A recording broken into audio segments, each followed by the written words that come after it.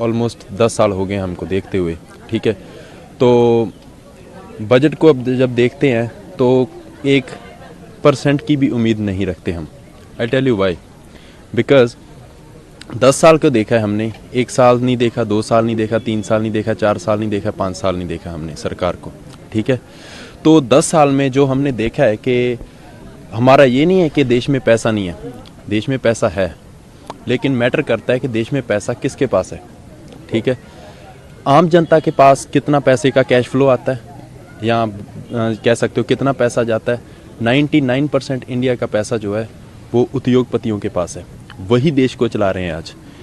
अगर मैं सोचता हूँ 11.68 लाख करोड़ रुपीस अगर उद्योगपतियों का माफ़ हो सकता है, तो 2 लाख करोड़ रुपया किसानों का क्यों नहीं हो सकता। और बातें करते हैं कि किसानों की आयु दुगनी करेंगे जी। 2022 तक बोला था ना, क्या हुई? दुगनी हुई? नहीं हुई, ठीक है। तो मुझे नहीं पता टीवी दिखाएगा या नहीं दिखाएगा, बट ये असलियत है। इकॉनमी मनमोहन सिंह के जब टाइम था 8.1% ग्रोथ पर चलती थी, राइट। अब इकोनॉमिकल ग्रोथ कितना है? 5.4%। और हम चलो जो 2022 तक जो दिखाए थे दावे, वो तो भूल जाओ, वो तो उन्होंने बोल ही दिया कि जुमला था सभी, वो ठीक है, दैट्स इट। अब क्या दिखा रहे हैं?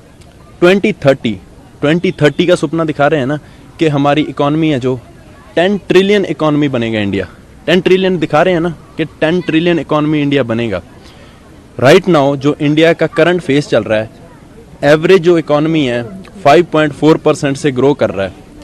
अगर 10 ट्रिलियन इकॉनमी बनना है इंडिया को, 10 trillion economy, that's huge, right. उसके लिए 15% की ग्रोथ चाहिए इकॉनमी की। 15% की ग्रोथ मोदी जी लाएंगे। तो बजट से क्या आस रखते हो? बजट से कोई आस नहीं है, नथिंग। बजट से क्या आस रखेंगे? बजट से हम क्या आस रख सकते हैं? सारा कुछ तो आपने जो प्राइवेट करने के चक्कर में, प्राइवेटाइजेशन इज गुड। 1991 में एलपीजी रिफॉर्म्स लाए, right. LPG reforms, that's good. Privatisation तब तक गुड है जब प्राइवेट कंपटीशन हो।